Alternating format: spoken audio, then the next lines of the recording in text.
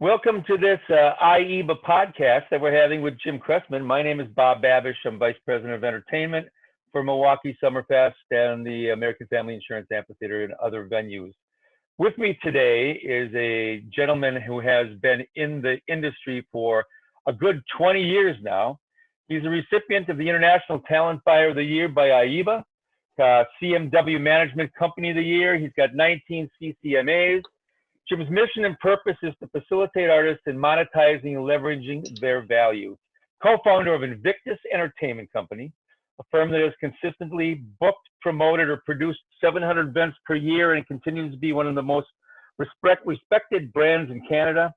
He does a little bit of everything. He does corporate shows, festivals, small buildings, big buildings, you name it, he works on it. And Polestar had his company as the #1 independent promoter in Canada. Welcome, Jim. Hey, how are you? I am doing well. It's hard times out there in our business, and I thought it'd be an interesting conversation with you on how you're handling what's going on the business about scheduling and rescheduling. So, what have been your greatest challenges with rescheduling in general? Venues, agents. We can talk about prices. We can talk about how you're dealing with ticket refunds. How you're moving in, the problems you're seeing moving into 2021, if you're talking that. Are you putting things in the first quarter? What's your plan for rescheduling the shows you already have had? And have you lost most of them so far would be the next question. So I would say, just to start back with what we're doing. When we're moving shows into 2021, we are working into the first quarter at this point, mostly second quarter and third quarter, but we have scheduled a few tentative shows. And I would say the biggest issue that we're having is just understanding the bureaucracy that is going to surround the temporary new normal as it pertains to concerts. So what are the safety measures going to look like? How expensive are those measures going to be? Obviously, they're all going to be show costs, but how much is that going to whittle away at the artist's ability to monetize? I think that we also need to know what capacities we're playing with. Like, I'm in a position where I'm having a hard time sending out offers with my regular capacities, not knowing if we're going to be selling every second seat with every second row, or how all of that is going to roll out. And I've been on a few task forces up here, a provincial task force for getting entertainment back on track. And, some of the infectious disease experts who are, obviously doing a great job and trying to protect people. And I understand that, but they have a hard time integrating what they would like to see in our world versus what's real. So, one conversation that was had was sort of like, do we install plexiglass between all the rows in the arena? And it's like, well, first, who's going to pay for that? Secondly, is that going to help, right? And then thirdly, what does that do to the consumer experience? So as it stands right now, we're on the vanguard and the cutting edge of trying to maintain some level of income for our artists. And so we started a virtual VIP program recently, which has been really well received, where we have artists who are joining in on corporate Zoom calls and playing a few songs, jacking up the sales team. And we've had corporations come out of the woodwork to pay our artists to join them from their homes. And that's been a great experience. We also just announced the first ever country music drive-in concert, which is going to take place June 13th at the River Creek Casino parking lot in Edmonton, Alberta. Brett Kissel is the headliner. $50 a car, maximum 4 people per car. It's going to be a 2-hour situation from start to finish. That's entrance and exit with the cars. We are going to broadcast the concert locally on a one-time only radio frequency, so people can literally park their car, crank their radio on, listen to the show as though it's live, but from the comfort of their car, watching the performance live.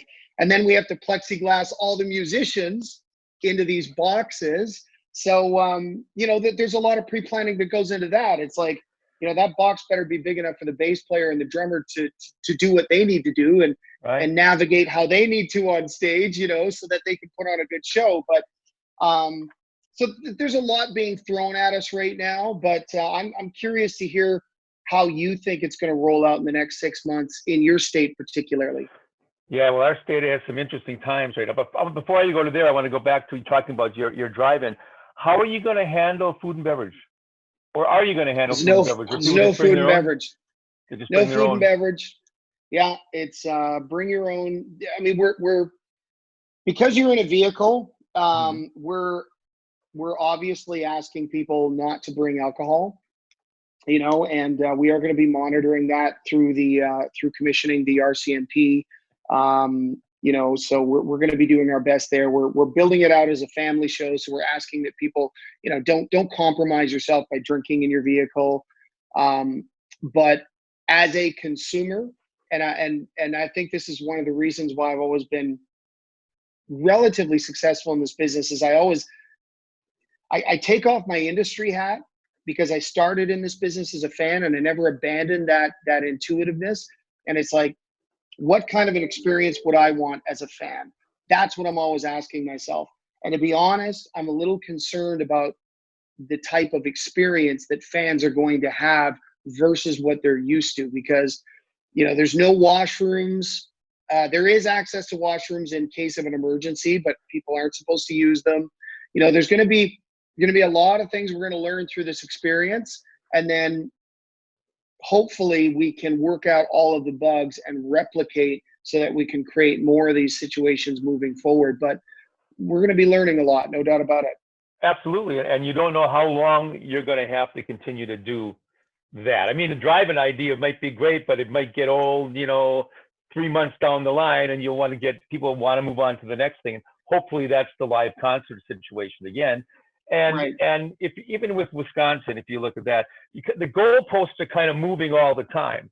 You can set up for whatever numbers they'll let you have in your venue at a given moment. You can put it on sale, but that number may go up 2 months from now before the show, and you can add more tickets to it, or that number may go down. So it's very difficult to start to plan on how you want to make events work. So the new normal, I'm not sure what that even is right now, but thinking outside of the box like you are, we were talking earlier, thinking outside of the box and doing events like drive-in concerts, or I was saying that somebody came to me with a drive-in circus, anything to get people out to enjoying events again. That's a step in the right direction. And I think, it may be till, spring and maybe till fall when people start, the social distancing starts to let up and people start to gather again, and we can go to the big shows. But there was an article by Dave Grohl last week about, the live concert experience, and about how that's never going to go away. It's the most important thing in the world to get in there and feel that energy when a band cranks it up. And we'll get back to that. It's just, we don't know when it's going to be. So. It's a matter of time. I think development of a reliable vaccine is going to make everybody calm down a little bit. And then obviously there'll need to be some distribution on that front. Some safety measures will go by the wayside as things evolve. I agree with you. And I think it's just really important for us all not to politicize the information as it comes in, or run it through an ideological filter, and just work to the benefit of the practicality of how do we keep people safe, but how do we not ignore the fact that live music is a critical mental health stimulator for many people, right? Absolutely. Like I know music saved my life when I was a kid, and I know that I'm not alone in that. And when and one of the reasons I've retained my passion over the years, even though I like making money and I enjoy the commerce aspect of our business, is you go and I'm sure you felt this, Bob, you're standing in the middle of a crowd and you're just watching people forget about their problems for 3 minutes at a time while they absorb music that just means so much to them. And it is such a powerful experience, and people think it's cheesy, but it's like, no, that's how the world changes. That's how people drop all of their preconceived biases about their neighbor, and they join together and they just enjoy the experience, and it unites humanity in a way that nothing else can. So we can't abandon or pretend that that live music isn't an imperative and critical role in helping hold together the fabric of culture and society. And so we need to be doing everything we can to try and usher that back. Of course, we got to be safe about it. That goes without saying, but we also have to be pushing forward, because otherwise we won't know where to start. Right. I always tell the people that I work with, I said, all the work that we do, all of the time that you put into putting an event together, from the marketing side to the ground crew to everybody who does it, when the lights go down and then they come up and the band's on stage and 20,000 people start to scream together, there is nothing in the world like that moment. And that's why we all do what we do, right? I mean, that's why we all keep pounding away. And some days you hate what you're doing. You've had a fight with an agent or a manager, very seldom, of course, but you do. But that moment when the show is right, you know why they're doing what they're doing, why they're fighting for their artists, and those are just magical moments, and that's why we continue to do what we do. Do you feel that we'll be? I mean, you're rescheduling shows, as we talked about, major shows probably into summer of 21, outdoor events, right? Yes. You think we'll be ready? Do you think we'll be able to do what we've done in the past, or will there be still changes in how we operate? I think the populace is going to be ready. I think people are going to be ready by next summer for sure. I do think there's going to be some mandatory measures that are going to be requested that, depending on how fast things move in terms of establishing a vaccine, I think some of those measures will be relaxed. But yes, I mean, I can see mandatory mask compliance, for example, when people are on site at a major festival, and 6 feet of social distancing, which means that the outdoor events might have to reduce their capacity somewhat. I can see measures like that being put into place and maybe extending through to next summer. But I'm also an optimist, because there's utility to it. You might as well be an optimist, right? Like, why not? And, absolutely. And maybe we'll be at a point by next summer where we look back on this, and I'm not on either side of this dogfight politically, but maybe we'll look back on this and go, you know what? This virus wasn't the Spanish flu. We thought it was. We did everything we could to protect people, but we over-indexed on some safety measures, and now we can relax. Right. And maybe by next summer, we're back to something that resembles normalcy in some degree. So that's what I'm certainly hoping for. That's what I'm moving forward with. And whether it happens or not, you got to be ready. I'd rather be ready and have to move it again than to not be prepared. Absolutely. It's been an interesting time. When you talk about the rescheduling that we're doing, and we're continuing through till next summer like everybody else, I found that a lot of the infighting and the fighting that you have with other people in the business, being managers, agents, everybody's kind of working together. Everybody kind of understands that all this stuff has to move, and let's find a way to make it move. Nobody's really threatening the force majeure world to us that I've seen. I mean, if they've said, well, if you're going to 21 with these dates, let's move these dates to 21 and find dates that work with everybody. So I'm pretty proud of the people in our business right now. Now I know there's going to be some changes. If you want to talk a little bit about that, if you see what's happening with the Senate is talking about liability, some of the new liability laws. I think you're going to see some new force majeure laws in contracts with bands. I'm sure the word pandemic is going to be in there a lot, more than likely. And we'll be changing our force majeure laws or clauses in our contracts that we send back to them. So there's going to be changes.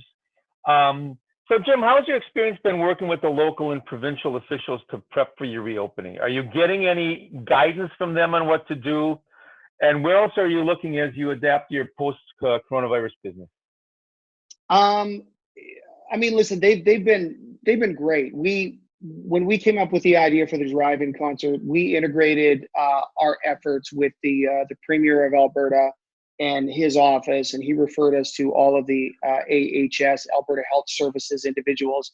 They provided us with a checklist essentially of, hey, if you guys are moving ahead with this event, this is what needs to be adhered to. We have followed that to the T.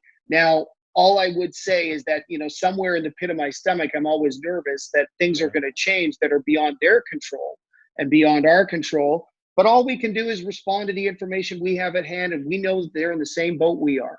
It's not like somebody is sitting there arbitrarily making up rules with the hopes that we can't bring live music back.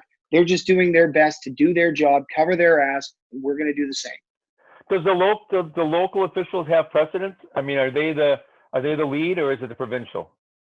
Who has the final say on what you do? The province are empowered, not to the degree that the states are in the United States. I mean, we've got a slightly different system up here, but we've worked with Health Canada guidelines, and we've also worked with the Alberta Health Services guidelines. And so making sure that we're cross-referencing all of their requests and demands. I should call them demands, not requests, because that's what they are. But in the meantime, hopefully we don't see things shifting in terms of trending with this disease. And then so far we're buttoned down. We're going to be fine. But I always worry if there's a flare-up of some sort, things might change again. Ticket prices next year. Thoughts? Yeah. What do you think? Well, I mean, we're struggling with that, because there's going to be a lot of long-term economic impact from this, and the tail of this is going to be very long, right? We've seen jobs evaporate, we've seen businesses shut down. So I think that ticket prices need to come down, which means artist guarantees need to come down, which means all the stakeholders on the artist side are going to have to lower their expectations a bit. But we also need to see it as a cooperative. And so what I'm advocating for is, if the artist is dropping ticket prices, then the ticketing companies need to work with us as well to drop their fees. Venues need to get rid of that massive rent line item, because, and stop charging for soft costs. It's like, if we're all in this together, then we're in it together, which means my artists that I manage will take a haircut, but as a promoter, I'm not paying full hardcore costs like I usually would at some of these venues. And listen, to be fair, the venues I have spoken with, they get it. I haven't had one person go, no, it's this or the highway. It's been like, no, we get it. Everybody's got to pitch in. When you think about the amount of artists that cancel this year, and they're talking about 21, and combine that with the artists that weren't planning on touring this year, they didn't go into 21. It's going to be quite the season. I think there's going to be a whole lot of traffic out there working this year. So I think it's an exciting time. As what you were talking about earlier, back again to the drive-in, it gives you a chance to give your people, your employees, something to do that's meaningful. And when they're sitting around in a time period where they're not sure what's going on in the world, so it gives them some help and gives them some hope. So totally.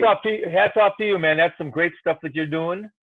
And I really appreciate your time today. I think this was fun. This was a hoot. So best of luck to you there. I hope that we can have a crowd like this big for all of us. Yes, next summer, me too. Right? Knock on something. All right, man. Thanks so much. All right.